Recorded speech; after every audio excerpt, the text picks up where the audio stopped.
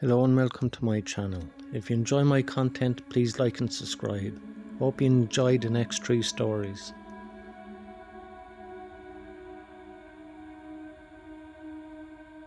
This takes place during the first week of college, my freshman year, at the University of Iowa. I was just starting to get comfortable with my roommate.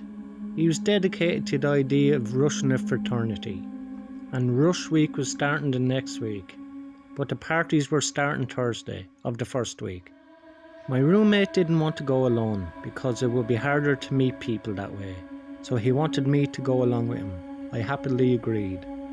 Even though I had no interest in rushing a fraternity, I still had intentions to go to parties. After all, I was attending a party college. My roommate wanted to go to one frat party on Thursday, and then parties at different frat houses on Friday and Saturday. On this Thursday night, we were headed to perhaps one of the lowest ranked frats. I'm pretty sure it was an underground one too. But his logic in attending was to have a backup frat, just in case the higher ones wouldn't give him a bid.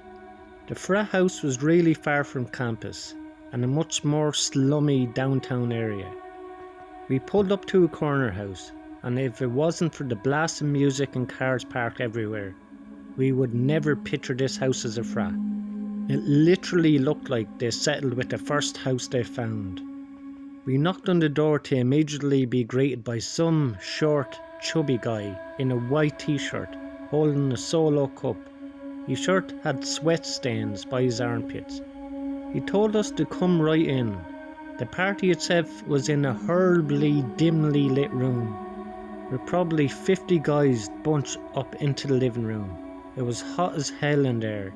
To make it even worse, I think I saw maybe 2 girls in the entire party, and both of them not even close to attractive. I gave the party a good 20 minutes, talking with one overweight foreigner after another, all giving off antisocial vibes. Eventually, I waved for my roommate to get ready to leave, but a huge group of guys by the door made us decide to wait a little longer to avoid the awkwardness of leaving early. I continued to drink the cheap beers they were serving. I think I downed 5 cups before I even felt a buzz. A heavy guy approached me with a tiny bottle in his hand and handed it to me, smirking and saying that this will make you shit-faced. I faked laughed and thanked him, expecting him to go away, but he just watched me, as if he were waiting for me to drink it, so I did. It was maybe 2 shots worth of some kind of hard liquor.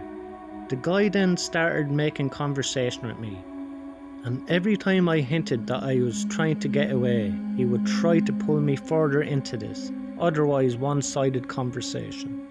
Things started to get really blurry pretty soon. I remember feeling dizzy all of a sudden, and the room seemed to be getting darker.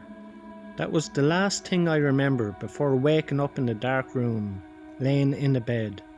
I could hear the sound of music muffled behind closed doors, so I knew I was still at the frat house. It was very dark in the room, however I could still make out certain furniture in the room, and a small closet door, not much else though. But even over the blaring music, I heard the sound of a plastic bag being crunched from the closet, as if somebody had stepped on it by mistake. I ran out of this room and down the stairs back to the overcrowded living room. I then found my roommate and pushed him out the front door, past a group of guys still standing in the circle right next to it. During the car ride back to campus, I told my roommate that I was drugged. He almost called the cops, but I said it would be foolish and pointless. My roommate then asked me an awkward question. Was I taken advantage of? I didn't feel any type of pain, and my clothes were all still on me, so I assumed I wasn't. When I did a time check, I realised I've only been out for maybe 10 minutes before waking up. Whatever the guy gave me must have been a dud or something, thank God. That was my college experience of attending an underground ghetto frat party, and it still remains one of my scariest life experiences.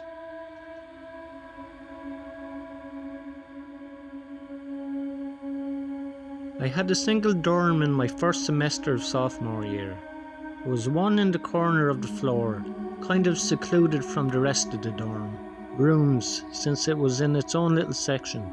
You had to turn a corner to even see the door. It was nice because I'd be able to still talk with friends on my floor, invite people over to my room and still have privacy when it was time to do homework or to go sleep. A few weeks into this semester, while studying for a bio exam, the silence was interrupted by a noise. It took me a bit to realise it was a light tapping on the door. It was so light that I almost didn't even hear it. I yelled, "Come in," but the door didn't open, so I got up to open it. Nobody was there. I walked around the corner to look down the hall. Nobody. Somebody was obviously messing with me. I went back to my bed and continued studying, this time leaving the door open. Nobody came back. The next night, a few minutes after turning the lamp off in my bedroom to go to bed, the tapping on the door returned. Only this time it was much louder and more of a knocking sound. I called out, "Who is it?" and again the knocking stopped and nobody answered.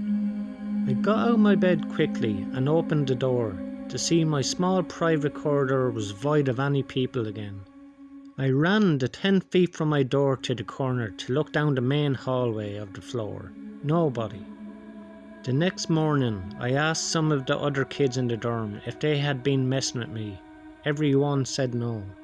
The next night, I woke up after having been asleep for 3 hours. Somebody was knocking on my door again, this time louder than ever. I had trouble deciding whether to open the door or not this time. With a bout of courage, I hopped up and opened the door. Nobody was there as I was expecting. But this time I full-on sprinted down the tiny corridor, isolating my room, and when I turned the corner I saw the back of somebody disappearing behind the far corner on the opposite side of the hallway. I ran as fast as I could down the hallway, and as I turned to the next hallway, that's where I saw the person a few seconds earlier. I saw a door at the end of the hallway shutting. It wasn't a dorm room, it was a bathroom. I felt like I was ready to confront whoever this joker was, so I pushed open the bathroom door with force. The light was off, I turned it on. I was expecting to see somebody hiding in there, but I didn't see anyone.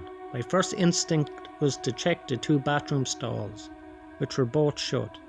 I got on my hands and knees and looked under the 2 stalls. 2 heavy black boots could be seen from underneath one of the stall doors. I took a deep breath and pushed the stall open. I was confused. There were the boots sitting on the floor, but no person to wear them. And then I heard a creepy giggling noise. Not a feminine or childlike one. It was a kind of laughing that I could only imagine to be that of a really old, crazy man. For some reason, my confidence was gone and I was scared shitless, therefore I ran back to my room and shut the door. I hopped back into my bed and started texting every friend I had. Of course, everybody was asleep though. The knocking happened one more time that night. I ignored it. It went on for about 30 seconds before whoever the person was finally gave up. I spoke to everyone on my floor the next day. Nobody else heard any knocking and everybody swore that they weren't pranking me. Everybody seemed sincere. I don't know why the person chose to harass me or who this person was. Judging by the boots and the laughing I heard, it was an older man though, and that disturbs me.